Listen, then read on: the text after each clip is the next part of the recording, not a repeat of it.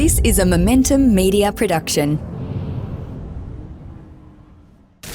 The SMSF Adviser Show. Your expert insights into the biggest themes shaping the SMSF advice industry. Hi everyone. In this special episode of the SMSF Adviser Show, Director of Defence Connect Phil Tarrant chats to the former head of the Department of Defence's Information Warfare Division, retired Major General Marcus Thompson, about the threat of cyber warfare and what businesses need to be doing to protect themselves.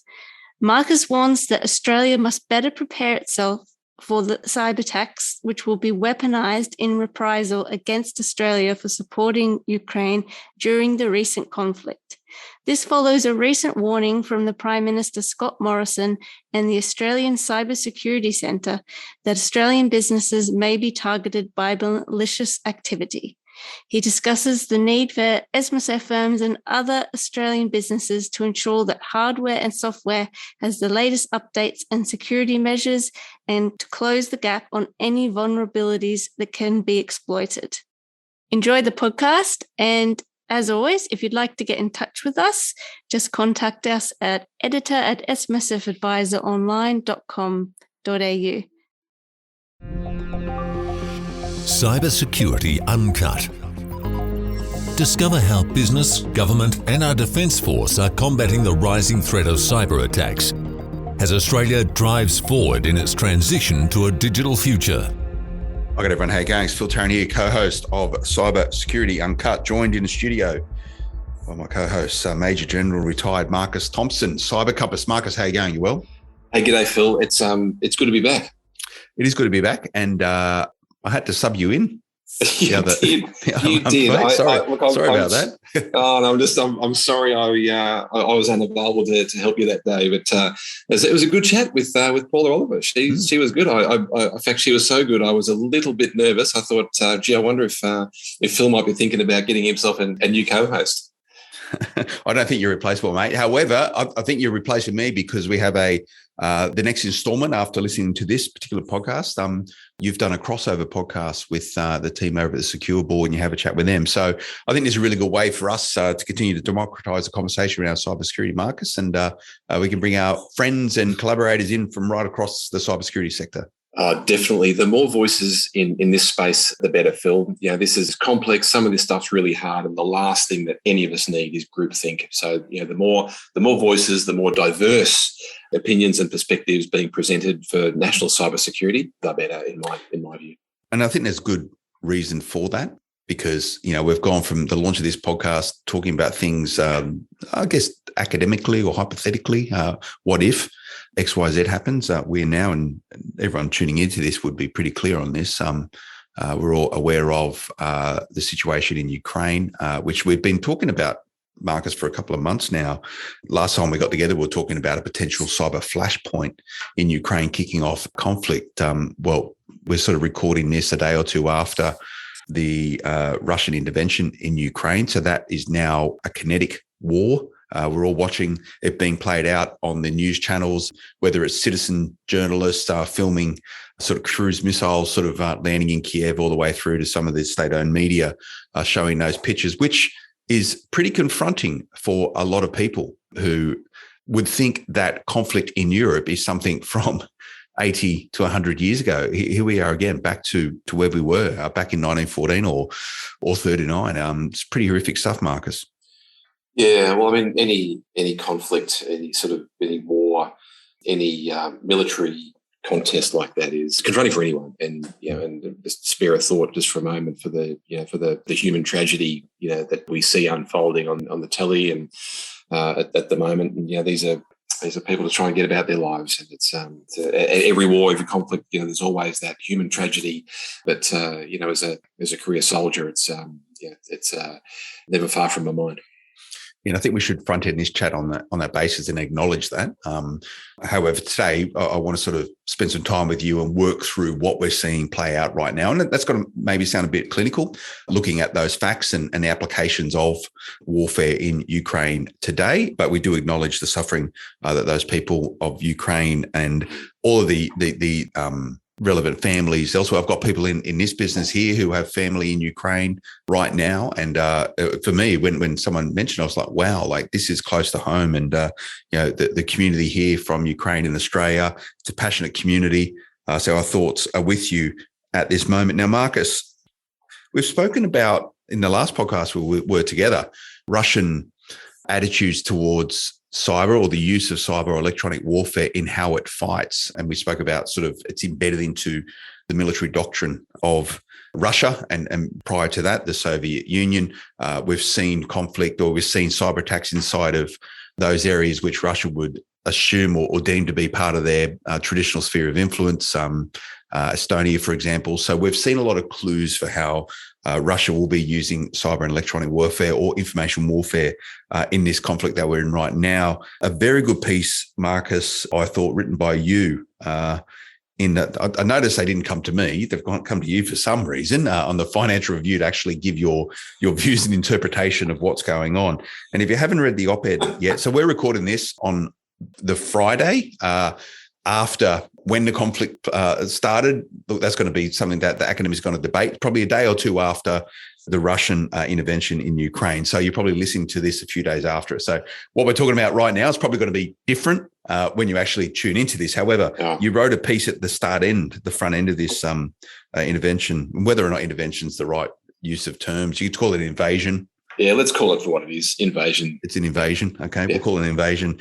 You wrote a piece here for the Financial Review. Russia's playbook of revenge cyber attacks could not surprise. And the sort of intro here, the ADS, former head of information warfare, that's you, Marcus, says businesses must heed the Prime Minister's warning and update their security systems against potential reprisals. So rather than sort of, there's a whole bunch of ways you can look at this, but you looked at it as in, okay, this is what's going on right now in Ukraine. This is what it means for Australia and how Australian businesses, the Australian owners of critical infrastructure should be looking at this conflict. I think the NATO, the West, whatever you want to call it, it's been pretty clear that I can't see them putting boots on the ground at the moment. The way in which NATO, the way in which the West will respond to the invasion of Ukraine is through sanctions. And the Prime Minister, Scott Morrison, came out a couple of days ago pretty much going, we are going to be participating in these wider sanctions, which largely look universal from the West to block or combat Russian aggression in Ukraine. So we're part of that. Now, one of the outcomes of that, and you draw on it in your op-ed, is that just be warned, there's going to be reprisals around this. And when you look at how Russia has acted traditionally and in the past and what's embedded into the way in which it goes about doing what it does, look out for these things. Oh, dead right, Phil. And that's why I wrote the piece. I mean, I think you and I talked in very broad terms and very quickly last time just about, Russia's extensive cyber capabilities and their willingness to use it. We saw some reports earlier in the week of people saying, "Oh, look, it's not really relevant to Australia, or the chance of something coming back against Australia is pretty low." And then, of course, as our Prime Minister emerged from the National Security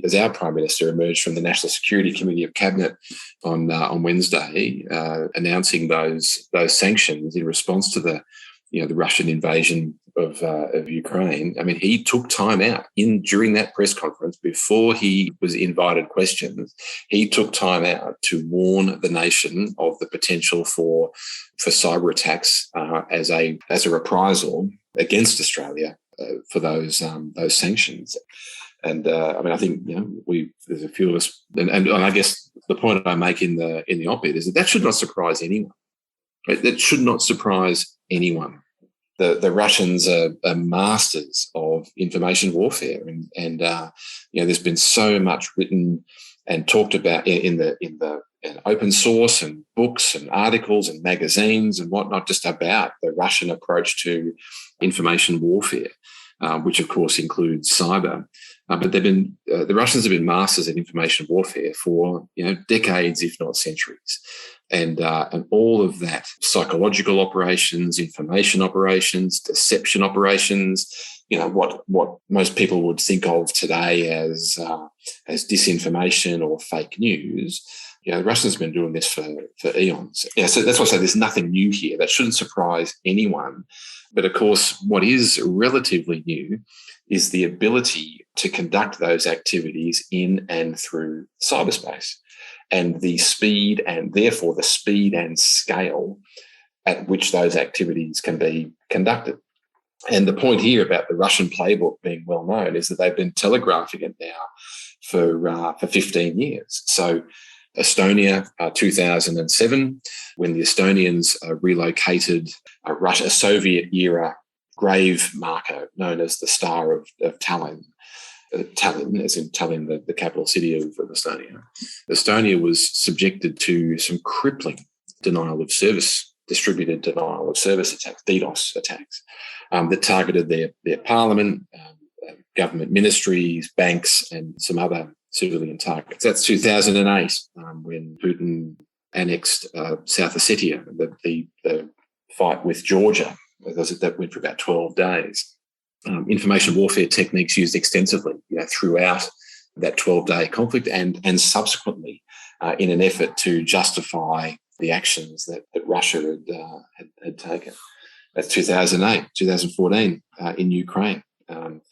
Extensive use of cyber and electronic warfare capabilities, unmanned, uninhabited aerial vehicles, drones, all out in front of conventional military, where conventional artillery and conventional infantry would come through afterwards to cyber electronic warfare, drones, massed conventional artillery, and then the infantry would just wander through and mop up whatever was left. That's 2014. In the lead up to this conflict, through last week and then again during this week, lots of reports of cyber attacks being directed against Ukrainian government targets, banks, other civilian targets. What we now know in Australia as critical infrastructure, and so that playbook is well known. Shouldn't surprise anyone. They've got the capability. We know they've got the capability. They've repeatedly demonstrated their willingness to use it. And of course, cyberspace is a domain that knows no geographic boundary. And so, it would be naive of us to sit back and think, that's all happening in Ukraine. There might not be cyber attacks directed against Australian businesses and Australian interests, because it's just another IP address, right? It doesn't matter. Geography is less important, and which is why I wrote the op-ed. It behoves Australian businesses just to be thinking of, especially those in critical infrastructure, to be thinking about this, and because that time to be preparing for any reprisals is before the reprisal, right? Not during any subsequent sort of attack or incident. So there's a lot there, Marcus, for our listeners to think about. Now, the Prime Minister, I would imagine, he doesn't make comments like this lightly, actually warning Australian businesses, owners of or users of critical infrastructure, that you should be concerned and you should be alarmed. That must be a real inherent threat. From my view, and because I'm I'd like to think a student of cybersecurity or information warfare, someone who's learning rapidly about it, because I'm not an expert by any means, it means I try and simplify things in a way in which I can understand. I'm a very visual person as well. I can see sort of two applications of this with the conflict in Ukraine right now for Australian businesses. And that's what, to give us a sense for what we should concentrate this chat on is that, okay, what does it mean for Australian business? What can we do about it? That's the key thing right now. How we can be mixed up or have some sort of implication of a cyber security or information warfare orientated attack inside of Ukraine. How does that sort of proliferate outwards? And is there any impact or effect? And there would be. But then also direct or dedicated attacks on Australian critical infrastructure, and that could be banking systems or whatever you want it to be here in Australia. Now, some of the readings that I've been looking at on this, Marcus, is that any attack or any type of Russian influence in Australia probably wouldn't be state-sponsored. It will be done by Russian hackers or criminal actors who have essentially the rubber stamp from the Russian government to go away and try and cause skullduggery where they can, ransomware attacks, denial service stuff. So it might not necessarily be the Russian government who is behind, who is actually doing it. They'll do it probably through proxies just to try and get in the way and cause some disturbance somewhere or other. That's what I'm reading right now. Do you sort of lend to that view, or do you think it will be more so Russian-orientated state-based actions? Well, it's hard to be too specific here because we're perhaps speculating just a little bit. But I guess what I might add here, Phil, is that it's really hard sometimes to distinguish between what is a organic state capability and what might be a state-sponsored capability. And there have been media reports over the past 15 years of Russian cyber criminals being used to advance Russian national interests in an attempt, or in a apparent or alleged attempt, to be held at a arm's length from the actual government. But make no mistake, their objectives are identical, and and with a very capable or a high quality capability that is real, that is active, and can do serious harm to your business. So it doesn't really matter who's behind it. It's just if it's there and it's causing disruptions, that's the issue. Well, correct. And this is where something I've been talking about for some time now, because at the end of the day, it doesn't really matter, right? Whether a threat is criminal or organic state capability, it's where we sort of use those phrases like state-based capability or state-based actor or state-sponsored actor. It doesn't really matter. The threat is the threat is the threat, and the preparation requirements and the necessity of planning response ahead of time doesn't matter either way.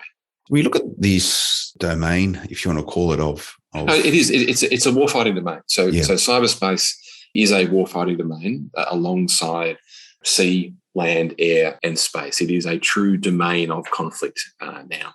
And that sort of is wrapped up, and just to sort of maybe go one-on-one with this stuff for our listeners who aren't too familiar with it, that all fits within the realm of information warfare. So information warfare being political warfare, sort of grey zone type conflict, anywhere outside of a direct kinetic conflict would fall within the realm of information warfare. How expansive is it?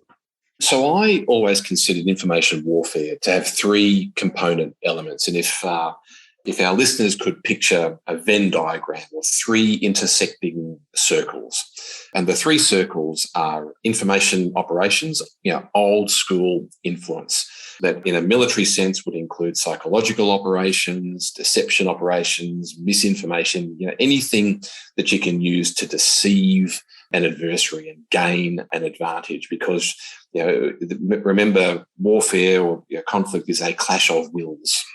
And so getting into the mind of an opponent is a legitimate way in military terms of gaining an advantage. So that's information operations, is that first intersecting circle.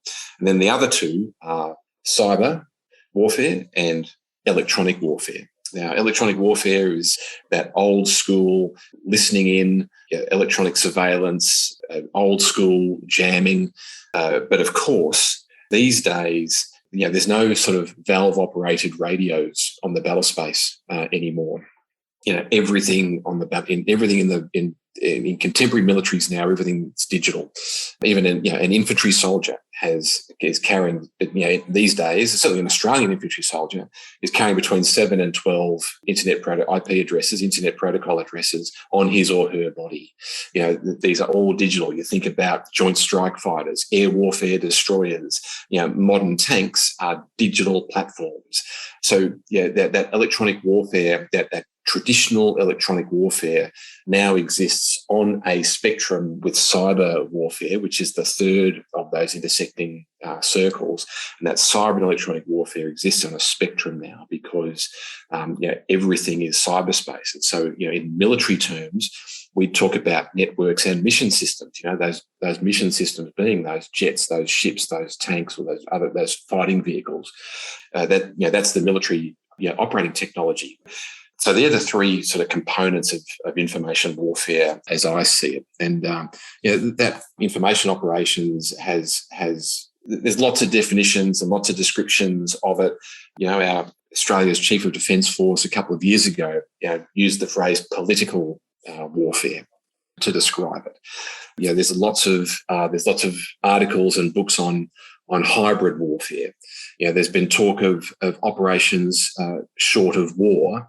And then, of course, the 2020 Defence Strategic Update, which is Australia's current high-level defence policy, used the phrase grey zone operations. So if you think of war and peace as in a black and white spectrum, that grey zone is the piece that sits right there in the middle and involves activities that are considered less than what would be a traditional military-on-military conflict, a kinetic fight. And we look at the scenario in Ukraine at the moment. Information warfare or hybrid warfare or grey zone warfare, whatever you choose to call it, political warfare, and kinetic conflict, they don't happen in isolation. It all happens in concert, universally and simultaneously. Exactly. And because these information effects, this information warfare effects, cyber effects, whatever label that we put to them, those effects are not likely to be decisive in and of themselves. They are at their very, very best when they are fully integrated with other effects, in a military sense, that they're integrated with other military, kinetic and non-kinetic effects. A kinetic effect being, a traditional military, explosive type effect. But as we've seen this week in the lead up to the invasion of Ukraine, it's those effects being integrated with other effects of national power. So, and I don't want to get too academic on this, Phil, because we could spend all day on it, and I think we've got to get to other things. But one of the frameworks that is used for an expression of national power is called the DIME framework, D-I-M-E. The D standing for diplomacy, the I standing for information, the M standing for military, and the E standing for economic. So if you're integrating all of those aspects together, you get, that's a representation of national power. So we saw Putin just talking about how, no, we're just going to annex these couple of districts of Ukraine. We're not going to go any further. In goes there's the I piece, which in hindsight was clearly misinformation and deception. In goes the military, and now they're going to be playing economic and diplomatic catch up for some time, but it's what they do in that diplomatic and economic catch up that I think is of most interest to us right now, and should be of interest to Australian businesses and organisations. And these economic sanctions are one of the many tools that NATO West will have to combat this. Now, if you listen to again, misinformation, who knows? Fake news, who knows? Putin will have us believe that this will be a short, sharp conflict to demilitarize parts of Ukraine where they have their concerns. Now, we could do a podcast in itself around the history of how we got to where we are right now. And for those who haven't looked into this in depth, I highly encourage you to go and read about the history of Ukraine. And, you can see why and how Russia could probably justify claims around whether or not it is part of Russia or part of their sphere of influence or not. Ukraine independence, I think, was very clear when they actually voted. 80+% of the nation came out at a referendum whether or not they wanted independence, and 94% of people says, yes, we want independence. So you're never going to get to the bottom around these things. However, Russia say it's going to be short and sharp. The West is now telling us it's going to be a long, drawn out, probably bloody conflict, whether or not there'll be direct Western intervention. The difference between a European war today versus a European war 100 years ago, Marcus, is that, and this is the point, the bloody battlefields of Flanders or the Western Front in 1915 and 16, the impact back at home might have been some rationing. It might have been, loss of loved ones, but it was largely detached. However, today it's highly interconnected because of cyber warfare. There is direct ramifications as a result of conflict now that can impact absolutely everyone. So if you're an Australian business, Marcus, and taking that into consideration, this is, on the home front now is not the home front. Everywhere is contested. what should you be doing right now outside of the essential 8? And we talk about it all the time. What should you be doing as an organization? I know you sit as a security advisor for Paraflare, a very good business. And no doubt you're talking about this stuff within that organization and with those clients. What would you be doing? In short, Phil, it's have a think about it now. Be thinking about your cybersecurity now, and how, what might be necessary to prevent, minimise, or respond to any incident directed your way. I made a couple of observations or a couple of thoughts in this op-ed today. But at the end of the day, the time for preparation is before, not during an attack or an incident. So, patching systems, patch some more, so that your hardware and your software has the latest updates, and therefore the most recent security measures applied, and close that gap on any vulnerabilities that could be exploited by a threat actor. Be thinking about where you might be vulnerable, including into your supply chain.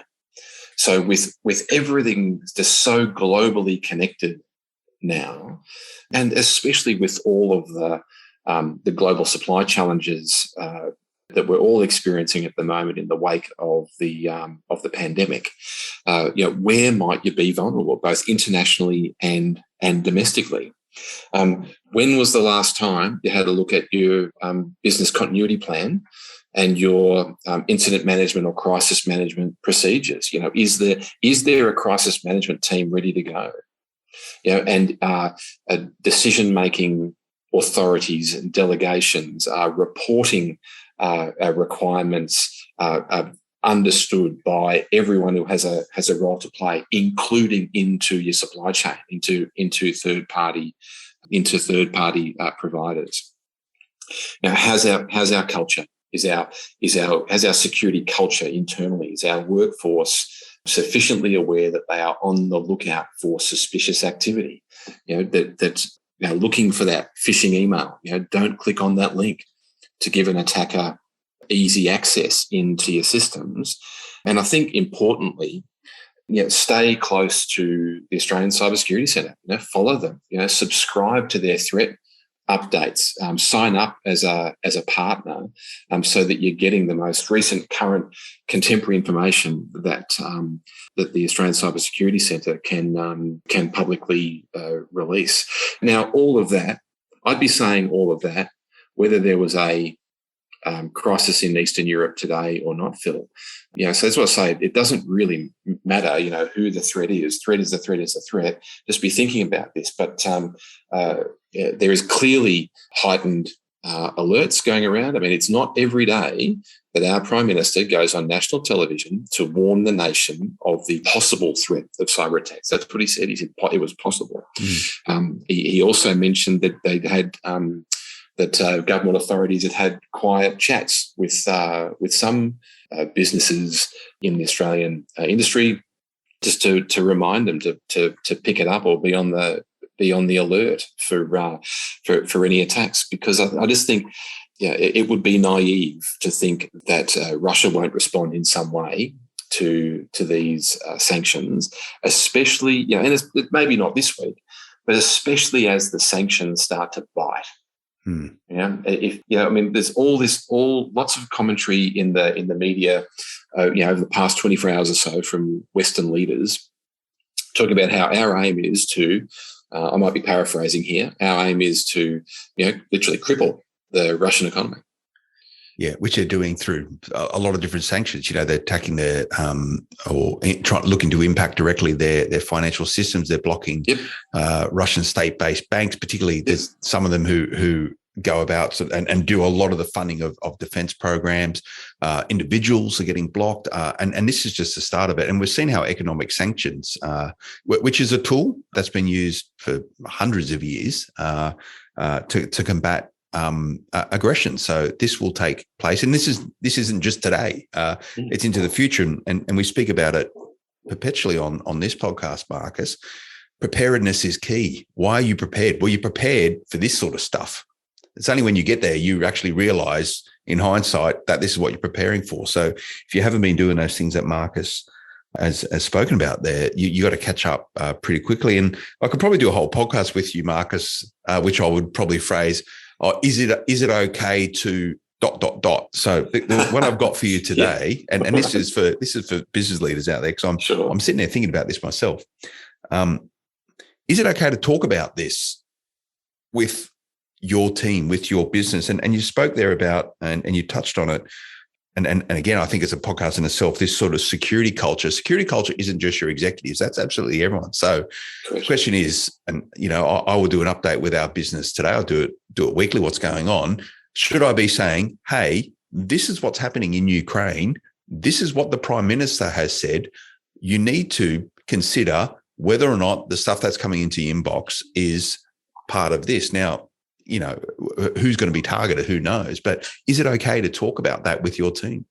Absolutely. And more than okay, Phil, I'd be encouraging everyone to be having those conversations.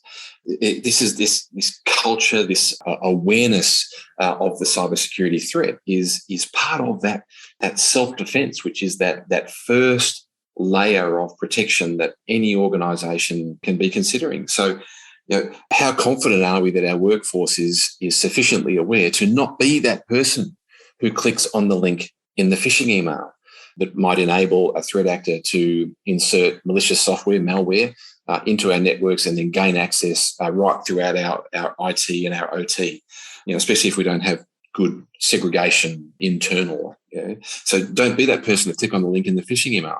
How confident are we that our workforce is sufficiently aware that if someone finds a USB stick in the car park, they won't just come and plug it into the system out of idle curiosity. Phil, that is the technique that is reported to have got Stuxnet into the Iranian nuclear facility at Natanz in 2010. 12 years ago. And then I think the other one that I'm always at pains to talk about is social media. So, what is being released to the internet? That can be gained by anyone with an internet connection about our business, about our workforce. What are people releasing into the media, into social media, that a professional threat actor, and we've talked about them today, a professional threat actor with a targeting mindset. Now, targeting a military term, if everyone can just excuse me doing that, but a professional threat actor with a targeting mindset can take all of that information, turn it around and use it to come back at us. So, how vulnerable are we? So, what are we posting? And what is our organisational social media policy? Are we happy that someone is presenting on Twitter or Instagram or Facebook as being an employee of ours, and then talking about where they work, their pattern of life, when they arrive at work, when they don't arrive at work, what they're doing at work, what's happening inside the walls of the business. Are we happy about all of that? And it starts with that recognition, Phil, that there is a threat. The threat is real, it is active, and it wishes us harm. Now, this particular threat, right now it's a potential or a possible, but it is real. It is active, and it can do severe damage to us if it chooses to, and if we're not prepared. So talking about you're not unnecessarily fear-mongering, it is appropriate to actually talk about it. And because I think a lot of business, it depends what sort of organisation they have, obviously, but they might be a bit concerned about having those conversations. They don't want to draw parallels. It's a tough one. Well, over the past couple of years, sensible businesses have been having sensible conversations about protecting themselves from COVID-19 and the variants thereof, and all of the appropriate mitigations and preventions being in place. This is just another concern or challenge that businesses need to be considering and to adopt measures to protect themselves. You know what? I think that's a pretty reasonable way to frame it. It is another threat that should be addressed. The better off as an organisation you are of socialising these things, putting in place reasonable protocols around it, showing leadership to people on how to keep their response to it simple but effective is good leadership as far as I'm concerned. So, Marcus, we've covered a lot there. How do you see this playing out, mate? What's happening in Ukraine today, and those sort of three key areas of information warfare all happening in unison and concert right now. You only need to flick on the TV. Russian state-based media will be telling you a particular story. Is that information warfare? It's as old as time itself. You've got citizen journalists who are producing information by the millisecond, whether it's video or audio or written on social media channels. Is that information warfare? Who knows? Everything is in place, and no doubt this is going to be studied at length post this conflict, whether or not the Russian playbook has changed. And do you think they've stepped it up at all? Do you reckon it's got much room to move, or they'll just press play on what they always do, and this is the way it's going to be? Phil, as I said, their playbook is well known. They're very good at it, and I would just expect to see more and more of it. In a coordinated, integrated, well-planned manner. And I would just add that everything I'm seeing in the media, look, and that is my sole source conduit of information here. But everything I'm seeing in the media just points to a well-planned operation here. This is objectives are set, restrictions and limitations will be set. They'll know what they're going to do. They'll know what they're not going to do, and that detailed plan is currently in execution. Are you able to detach yourself from the way in which you would just naturally be looking or observing this right now? Like, you look at it and just go, yeah, that's that. I know exactly what's going on. Are you able to sort of step back and look at it from a different sort of angle without that insight? Well,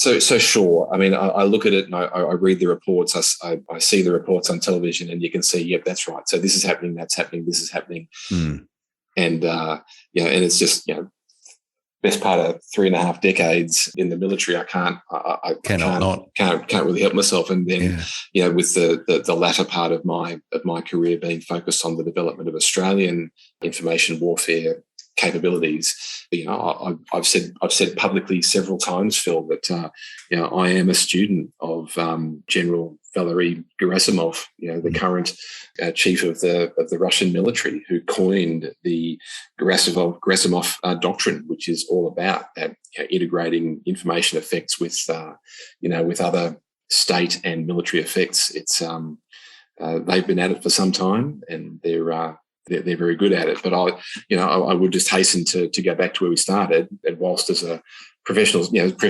soldier, former professional soldier, I can see all that play out. I can identify what's happening, and albeit in hindsight, because there's always a lag, right, into the media. But just acutely aware, and having spent a good part of my life and career in combat zones, I'm just acutely aware of the human tragedy that'll be playing out in Ukraine as we speak. Yeah, I think that's a good way for us to wrap up this podcast. I think there's something we'll be talking about for some time over the coming months on Cybersecurity Uncut. And I was going to ask you, but I'll wait until we sort of get there, about where you've seen any. And I'll sort of leave this show to answer, but have you seen any mistakes yet within the Russian playbook on what they've done so far? No doubt you're probably trying to interrogate that and thinking about that. So we'll have a chat about that at some point. And we're happy, largely, Marcus, to chat through anything on Cybersecurity Uncut. So if any questions from any of our listeners out there, the best thing to do is just email the team here, editor@cybersecurityconnect.com.au, and we can chat those things through.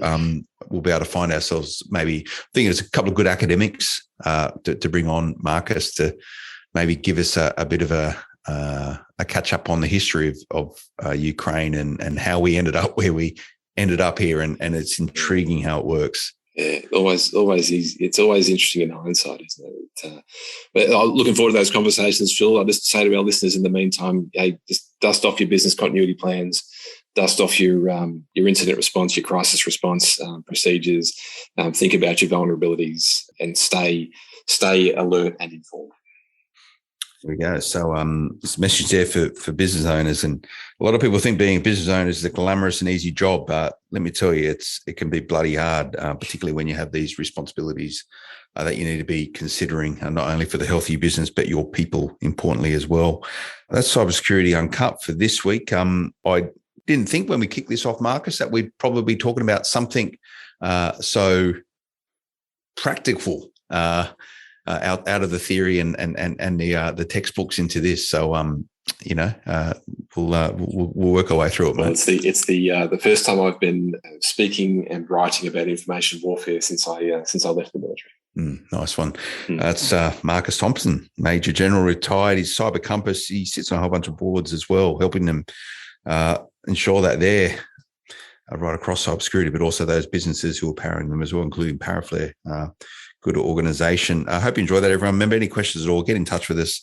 Happy to cover off anything, any ideas for guests. If you want to come and have a yarn to us around this. And this is going to be what's happening at the moment in Ukraine, but then what is the global applications of that? And we're talking specifically about that today from the message from the PM, the very clear message of the PM to be alert around potential reprisals, which will come in the form of cyber attacks here in Australia, largely for those organisations, critical infrastructure, but all businesses be aware. Remember to check out cybersecurityconnect.com.au for latest breaking information around cyber security. And Marcus, I am doing my readings, and one of the key things that I was doing, which I'm not going to do anymore, I'm not going to use cyber as a noun anymore. I'm happy with cyber as a noun, Phil. You're okay with it? I've always been happy with it as an adjective. I grate every time I hear it used as a verb. You don't like it? No. Hey, can we cyber them? Can we cyber them? No. So that will telegraph for those people who do their readings what book I'm reading at the moment. But okay, so cyber as a noun is okay. All right. Cyber as a noun. Okay, not a verb. You can't cyber them up. So the Russians aren't cybering us up at the moment. Oh, goodness me. No. Stop it. Okay. All right. We'll see you all again next time. Until then, bye-bye.